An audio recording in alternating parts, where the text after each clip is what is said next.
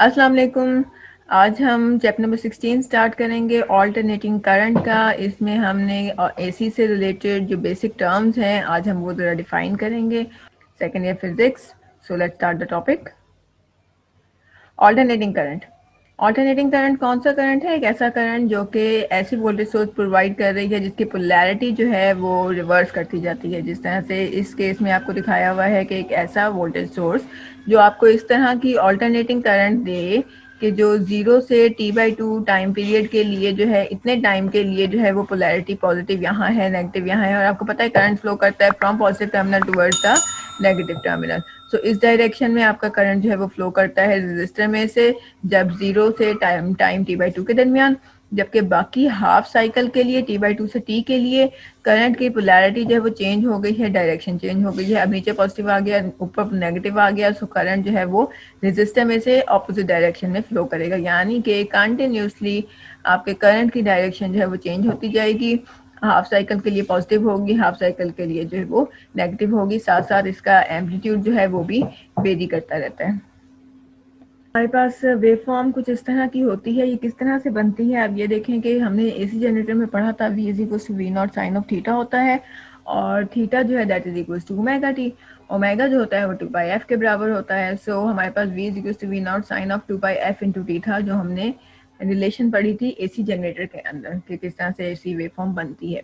और वहाँ से we naught sine of 2π/t इसलिए आया क्योंकि f जो है that is equal to 1/t। Frequency और टाइम पीरियड के दरमियान आपस में रिलेशन इस तरह से आता है 2π/t multiplied by the time. ये टाइम जो है ये वो टाइम है जो कि वेरी कर रहा है, ये टाइम है जो कि गुजर रहा है। सो हम मुख्तलिफ टाइम पीरियड से मुख्तलिफ टाइम के लिए वैल्यूज चेक करेंगे कि वोल्टेज की वैल्यू क्या बनती है। इनिशियली जब हम यहाँ पे हैं 0 टाइम पे, तो small t is equal to 0, तो थीटा भी 0 कैसे होगा? यहाँ पे मैं t को 0 जब लगाऊंगी स्मॉल t को, तो क्या हो जाएगा? पूरे के पूरा टर्म जो है ये 0 हो जाएगा, और ये 0 हो जाएगा तो थीटा इसी चीज़ को रिप्रेजेंट कर रहा है 2π/t मल्टीप्लाइड बाई टी को। लिहाजा ये अगर 0 हुआ तो यहाँ पे मैं थीटा की जगह 0 लिख सकती हूँ, तो V naught in sine of 0 that is equal to actually 0, क्योंकि साइन 0 पे 0 होता है। अगले टाइम के आ जाएं जो 1/4 है टाइम पीरियड का, तो हम t/4 जो है उसको लिख सकते हैं। यहाँ पे स्मॉल t की जगह पे कैपिटल t/4 लगाओ, t से कैंसिल आउट हो जाएगा, 2 1 2 2 2 2 4 होता है, लिहाजा π/2 आ जाएगा। एंगल अगर π/2 होता है तो v naught sine of π/2 will become equal to v naught, क्योंकि साइन π/2 इज साइन 90 डिग्री और 90 डिग्री पे साइन 1 होता है। नेक्स्ट आधे साइकिल पे आ गए, t/2 लगा दिया। t/2 अगर आप लगाते हो तो हमारे पास एंगल पाई बन जाता है। यहाँ देखें t/2 लगाएंगे, t से कैंसिल आउट हो जाएगा, 2 से कैंसिल आउट हो जाएगा, खाली पाई आ जाएगा। v naught sine pi is equal to 0, क्योंकि sine pi is equal to sine of 180 degree, और 180 डिग्री पे साइन आपका 0 है, सो दैट्स वाई ये भी 0 हो जाएगा। 3t/4 3/4 हिस्से पे आ गए, तो हमारे पास यहाँ पे 3t/4 पे एंगल बिकम्स 3π/2।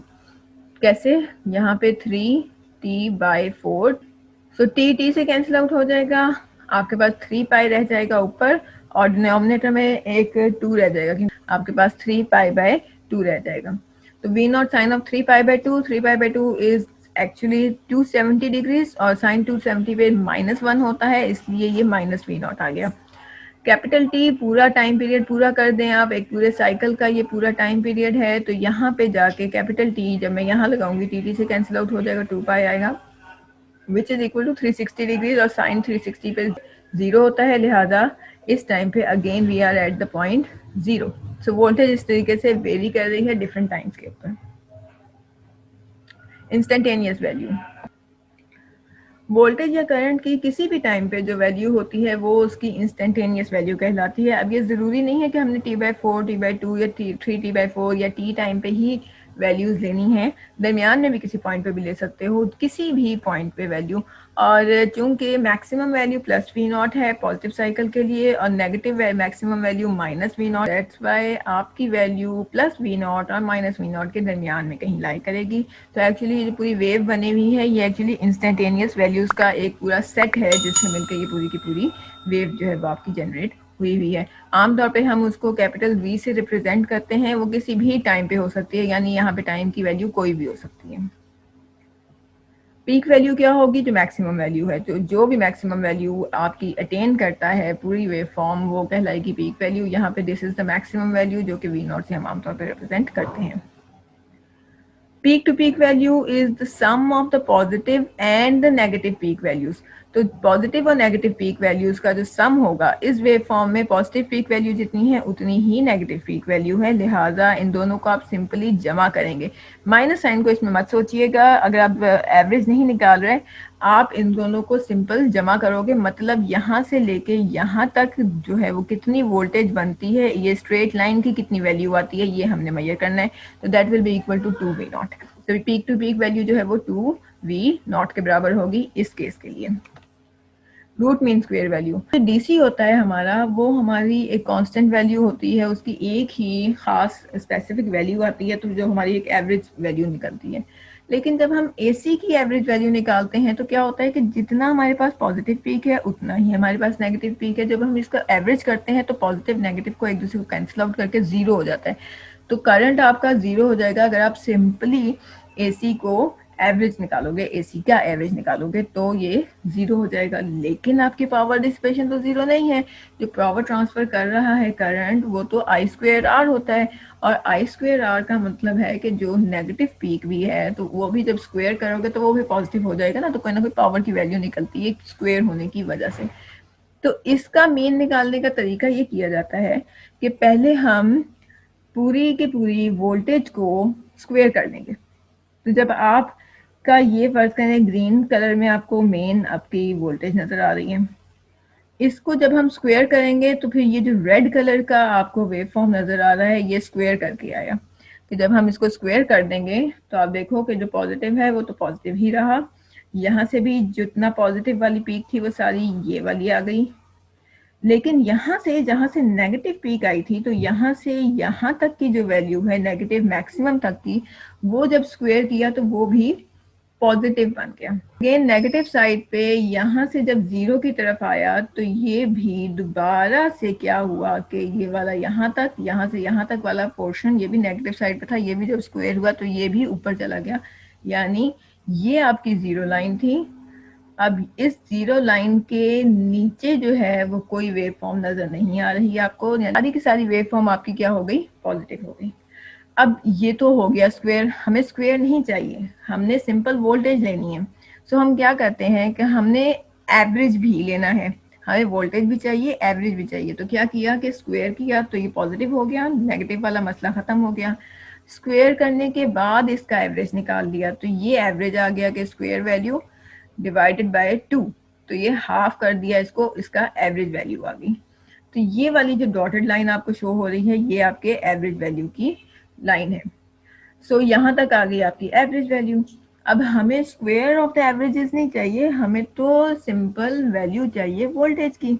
सो हम इस तरह करेंगे कि इसका अंडर रूट लेंगे। तो जब आप इसका अंडर रूट लेते हो तो स्क्वायर अंडर रूट से कट जाता है, लेकिन 2 के ऊपर अंडर रूट रह जाता है, तो 1/√2 जो है वो इक्वल होता है 0.7 के। सो यहाँ से 0.7 टाइम्स V0 आएगा, यहाँ पे कहीं आती है एवरेज वैल्यू VRMS वैल्यू, ये है रूट मीन स्क्वायर वैल्यू। तो यहाँ से हमारे पास एक वोल्टेज निकल आई है और ये एवरेज है इस हमारी पूरी की पूरी एसी वोल्टेज का।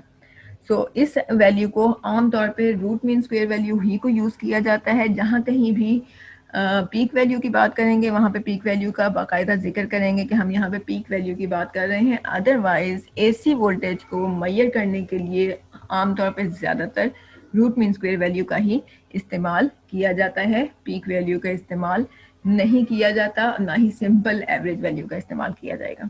सो VRMS क्या है? ये वो वैल्यू है, वो वोल्टेज है जो कि हम एसी करंट या एसी वोल्टेज को मेजर करने के लिए इस्तेमाल करते हैं। एसी करंट के लिए IRMS होगा, एसी वोल्टेज के लिए VRMS होगा। अच्छा, यहाँ पे जरा कंपैरिजन देख लें। This was the positive peak, ये भी पॉजिटिव पीक है। साइकिल आपका यहाँ से स्टार्ट हुआ और यहाँ पे एंड अप हो रहा है, फिर दोबारा से ये उसी साइकिल को रिपीट करता है। आपके पास ये अगर पॉजिटिव पीक है तो ये आपकी नेगेटिव पीक है। यहाँ से लेके स्ट्रेट लाइन में यहाँ तक लेके जाऊँ तो ये मेरी पीक टू पीक वैल्यू देगी, और RMS वैल्यू जो है ये 0.7 टाइम्स V0 होता है, यानी ये 70% होता है आपकी पीक वैल्यू का। तो यहाँ पे ये जो शो कर रही है ये डॉटेड लाइन जो है, this is your RMS value, और ये हमारे दो रिलेशन आ गए हैं। तो peak value, peak to peak value and RMS values का ये आपस में रिलेशन है। फेज ऑफ एसी, फेज क्या होता है? ये जो एंगल आपको रिलेशन के अंदर थीटा नजर आया था, ये स्पेसिफाई करता है इंस्टेंटेनियस वैल्यू को, वोल्टेज या करंट की। तो इसको हम कहते हैं फेज ऑफ एसी। इस एंगल थीटा को हम फेज कहेंगे। Points A B C D E पे फेज एसी का क्या है? π/2 है, पाई है, 3π/2 है या 2π है। तो डिफरेंट पॉइंट्स के ऊपर इंस्टेंटेनियस वैल्यू के जो एंगल होता है वो कहलाता है जी फेज ऑफ द एसी। अब फेज लैग या फेज लीड का जब लफ्ज आएगा तो इसका मतलब है हम दो वोल्टेजेस की बात करेंगे। यहाँ पे आपको एक वेव फॉर्म नंबर 1 नजर आ रही है, दूसरी वेव फॉर्म नंबर 2 है। रेड वाली 2 है, ग्रीन वाली 1 है। अगर आप नोट करें तो ए पॉइंट पे 1 जो है वो 0 एंगल पे है, जबकि 2 जो है वो 3π/2 पे है। फिर बी वाले पॉइंट पे 1 जो है वो π/2 एंगल पे है, जबकि जो वेव फॉर्म 2 है आपकी वो 0 एंगल पे आ गई। तो मतलब इन दोनों के दरमियान का जो डिफरेंस आ रहा है वो π/2 का आ रहा है। आगे दोबारा देख लें, ये 1 वाली आपकी पाई पे है, जबकि 2 वाली जो वेव है ये π/2 पे है।